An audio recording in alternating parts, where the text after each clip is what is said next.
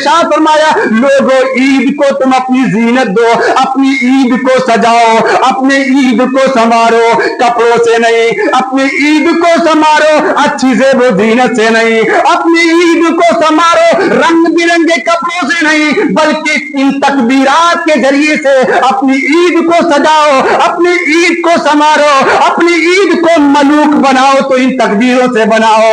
اللہ اکبر, اللہ اکبر, لا الہ الا اللہ, واللہ اکبر, اللہ اکبر وللہ الحمد. آپ جاتے ہوئے, پیدل جاتے ہوئے, اللہ کے نبی صلی اللہ علیہ وسلم جب عیدگاہ جاتے تھے, کان نبی صلی اللہ علیہ وسلم خرج یوم عید ماشین ویرجع ماشین. اللہ کے نبی صلی اللہ علیہ وسلم جب عیدگاہ جاتے تھے تو پیدل جاتے تھے, اور عیدگاہ سے واپس آتے تھے تو پیدل ہی آتے تھے, اور تکبیر زور زور سے پڑھتے ہوئے اللہ اکبر, اللہ اکبر, لا الہ الا اللہ, واللہ اکبر, اللہ اکبر وللہ الحمد. یہ تکبیر پڑھتے ہوئے جانا, یہ تکبیر ہمیں اور آپ کو بتلا رہی ہے کہ رمضان کا مبارک مہینہ جا چکا ہے. یہ تکبیر ہمیں بتلا رہی ہے رمضان جا چکا. جب آپ سلف و صالحین کی زندگی میں نظر ڈالیں گے تو وہاں پر معلوم کیا ملے گا؟ وہاں پر ملے گا کہ سلف و صالحین سال 12 ماہ 6 مہینہ دعا کرتے ہیں, یا اللہ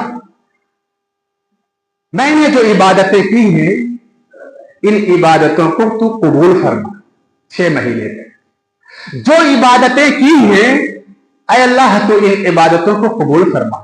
اور 6 مہینے کے بعد پھر دعا کرتے تھے, یا اللہ جو رمضان آ رہا ہے, یا اللہ جس رمضان کے ابھی 6 ماہ باقی ہیں, یا اللہ جو رمضان مجھے دکھائی دے رہا ہے اس رمضان کو تو مجھ سے ملا دے, میں بھی اس رمضان کو پالو. یہ دعا شروع ہو جاتی ہے, یہ دعا کرتے ہیں. اللہ اکبر, اللہ اکبر, لا الہ الا اللہ, واللہ اکبر, اللہ اکبر وللہ الحمد. یہ تکبیر بتلا رہی ہے کہ تم اللہ کی بڑائی بیان کرو. کس بات پر؟ اس بات پر کہ جس نے تمہیں ہدایت دی ہے. اللہ اکبر, اللہ اکبر, تم رب کی تکبیر بیان کرو, تم رب کی بڑائی بیان کرو. کس بات پر کہ جس نے تمہیں توفیق دی عبادت کرنے کی, جس نے تمہیں توفیق دی قرآن کی تلاوت کرنے کی. تم بڑائی بیان کرو, تکبیرات کو پڑھو.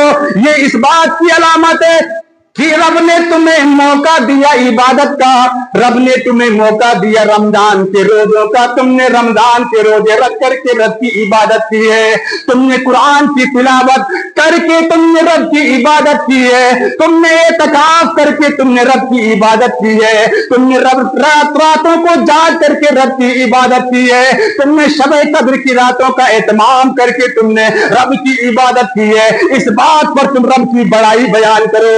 یا اللہ تو نے مجھے ایسا بنایا جو میں نے رمضان کے روزے رکھے. یا اللہ تو نے مجھے ایسا بنایا جس رمضان میں میں نے قرآن کی تلاوت کی ہے. یا اللہ تیری اس بات پر بڑائی ہے. یا اللہ تو نے مجھے اس لائق کر دیا. یا اللہ تیری بڑائی, تیری تعریف کہ میں نے راتوں کو بھی جاگا ہے. یا اللہ تو نے مجھے اس لائق کر دیا, میں نے قرآن کی تلاوت کی ہے. یا اللہ میں نے صدقہ و خیرات بھی کی ہے. یا اللہ تو نے مجھے اس لائق بنایا کہ میں نے سحری و افطاری کر کے افطاری کے ٹائم پر میں نے دعائیں بھی کی ہے. اللہ اللہ اکبر, اللہ اکبر, لا الہ الا اللہ, اللہ اکبر, اللہ اکبر وللہ الحمد. ساری تعریف رب کے لیے.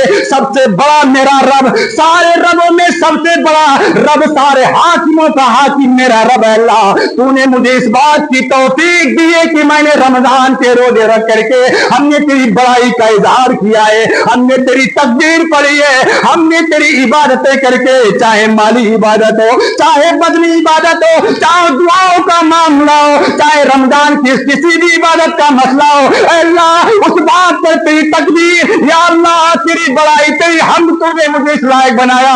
اللہ اکبر، اللہ اکبر، لا الہ الا اللہ، اللہ اکبر، اللہ اکبر وللہ الحمد. یہ مطلب ہے تکبیر کا. اور زور زور سے تکبیر وہ پڑھیں گے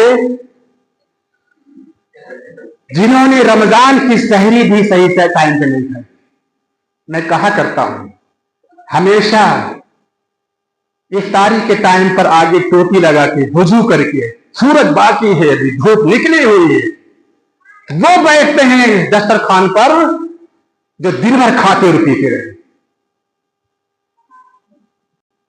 اور عیدگاہ میں سب سے پہلے جائیں گے بھی وہی، لیکن جنت میں نہیں، الٹے لٹکائے جائیں گے.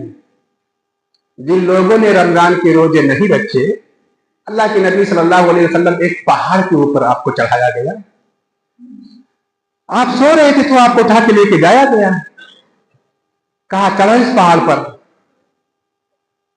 اللہ کے نبی صلی اللہ علیہ وسلم نے کہا یہ پہاڑ تو بڑا ٹیڑھا بیڑھا ہے، اس پہ چل نہیں سکتا ہوں.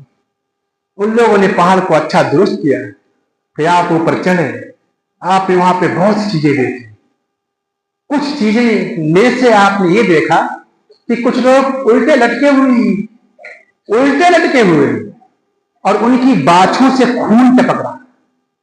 یہ منظر دیکھ کر کے کسی آدمی کا خون، جانور کا خون تو آدمی برداشت نہیں کرتا، اور کسی انسان کا خون وہ بھی الٹا لٹکا ہوا. اللہ کے نبی صلی اللہ علیہ وسلم نے پوچھا ساتھی، اے میرے ساتھی یہ بتاؤ یہ ہے کون؟ تو اللہ کے نبی صلی اللہ علیہ وسلم سے ارشاد فرمایا گیا کہ اے اللہ کے نبی صلی اللہ علیہ وسلم، آپ کے یہ ان امتیوں کی مثال ہے جو رمضان کے دنوں میں آرام سے کھاتے پیتے تھے. یہ آپ کے وہ لوگ ہیں. یہ سزا ہے روزہ نہ رکھنے والوں کی. اللہ کے نبی صلی اللہ علیہ وسلم آپ عیدگاہ میں جاتے ہیں، عیدگاہ میں جانے سے پہلے